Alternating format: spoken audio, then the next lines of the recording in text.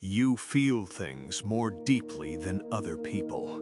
And at some point, someone probably told you that means you're too sensitive, too emotional, too attached, too much. But here's the truth most people never hear. It's not a personality flaw.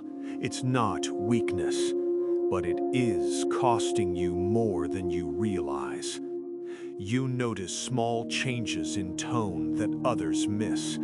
A delayed reply, a different look in someone's eyes, a shift in energy that's hard to explain but impossible for you to ignore. You replay conversations long after they end. You think about what you said, what they meant, what you should have said differently. And while everyone else seems to move on easily, your emotions stay active. Here's where most explanations fall apart. This isn't sensitivity, it's conditioning. You don't feel more because you're fragile. You feel more because your brain learned to stay alert. At some point in your life, your emotional environment wasn't predictable. Maybe people were warm one moment and distant the next. Maybe affection came with conditions. Maybe silence meant something was wrong. Safety wasn't a given, it was a variable you had to calculate. So your nervous system adapted. It learned to watch closely, to read between the lines, to notice patterns before they became problems. That ability kept you safe once, but now it keeps you overstimulated. When a brain grows up around emotional uncertainty, it becomes very good at one thing: pattern detection.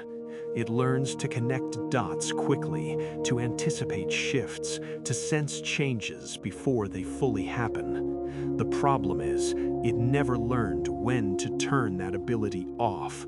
So instead of relaxing, your mind scans.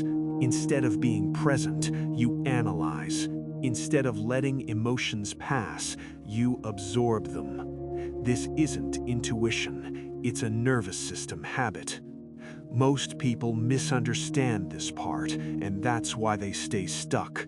They think feeling deeply means they're emotional people, but what's actually happening is simpler and harsher. Your brain didn't learn that emotions are dangerous. It learned that missing emotional signals is dangerous, so attention became survival. When things felt uncertain, paying close attention reduced risk.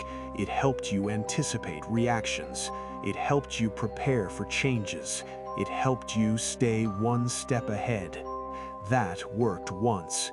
But here's where the pattern turns against you. Because your nervous system never learned how to rank emotions. It doesn't know which feelings matter and which ones can pass. So it treats everything as important. Every shift in tone, every pause, every silence. Nothing gets filtered out. This is the moment where people get stuck. They mistake vigilance for depth. They think feeling everything intensely means they're emotionally deep. But what's actually happening is overload.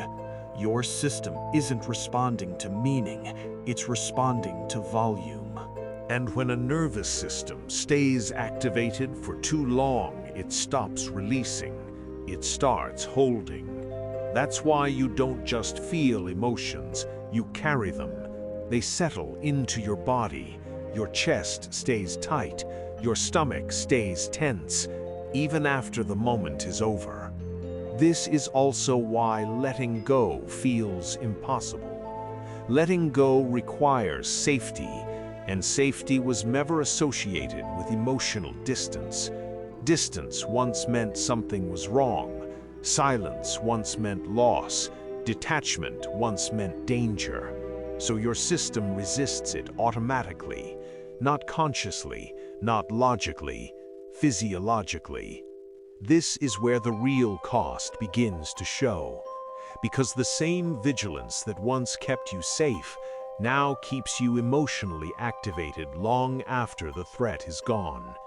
Your mind stays alert, your body stays engaged, your emotions never fully stand down. You aren't resting, you're just idling with the engine running.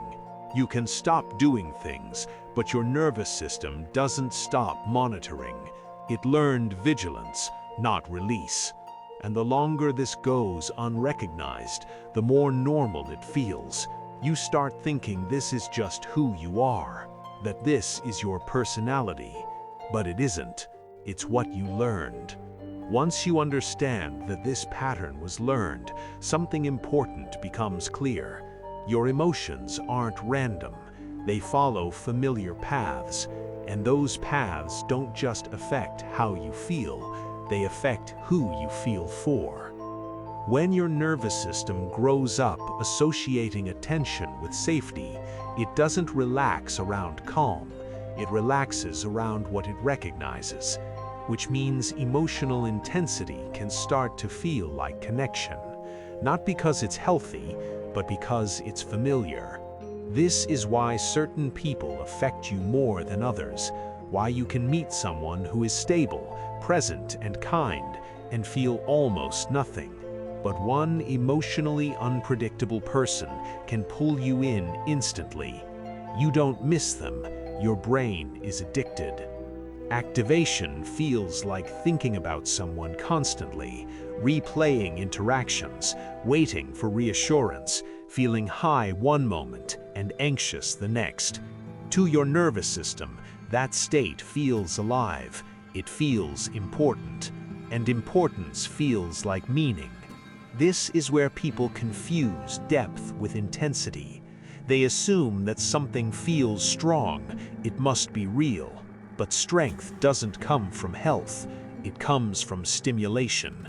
And a brain trained on uncertainty responds strongly to anything that reactivates that old pattern.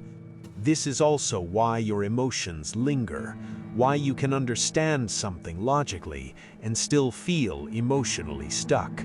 Your thinking brain may know the situation is over, but your nervous system doesn't operate on logic, it operates on familiar signals. When those signals disappear suddenly, your system reacts as if something vital was lost, so it keeps replaying. Not because you want to suffer, but because repetition is how the brain tries to regain control. If it can understand what happened, maybe it can prevent it next time. That's the loop. This is where overthinking enters. Overthinking isn't self-reflection. It's unresolved emotional activation.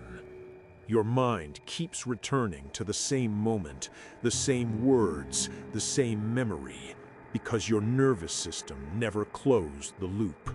Not emotionally, physiologically. Without that closure, your system stays open, alert, engaged, waiting. That's why distractions don't work for long. You can stay busy, you can move forward logically, but the moment things get quiet, the same emotions resurface, because they were never released, only postponed. Over time, this creates a very specific kind of exhaustion, not physical, emotional. You feel tired even when you haven't done much, because your system has been working in the background the entire time, holding tension, maintaining awareness, monitoring emotional safety. Eventually, this pattern starts to feel like identity. You tell yourself, I'm just an emotional person. I care too much. I get attached easily. But those aren't traits, they're adaptations. And adaptations don't disappear just because circumstances change. They stay active until the system learns something new. Until then, your brain will keep repeating what it knows. Familiar emotions, familiar dynamics, familiar pain. Not because it enjoys suffering, but because familiarity feels safer than uncertainty. This is the part most people miss. Your mind doesn't seek happiness first, it seeks predictability. And if predictability came from emotional instability early on, that's what your system returns to, again and again. That's why patterns repeat even when you're aware of them. Awareness alone doesn't shut down conditioning, but it does weaken it. Because once you see that your reactions aren't random, you stop personalizing them. You stop asking, "What's wrong with me?" and start recognizing, "This makes sense given what I learned." That shift matters, not because it fixes everything instantly, but because patterns lose power when they're understood. A loop can't run forever once you recognize its shape. In the next videos, we're going to break this down further. Why attachment forms so quickly, why certain people feel impossible to forget, why calm can feel empty, and why your brain keeps returning to familiar emotional pain, even when it hurts. None of this is accidental. Your emotions follow rules, and once you see the rules, you stop seeing yourself as broken. If this felt uncomfortably accurate, this channel is for you. Subscribe. We break down the emotional patterns most people never notice.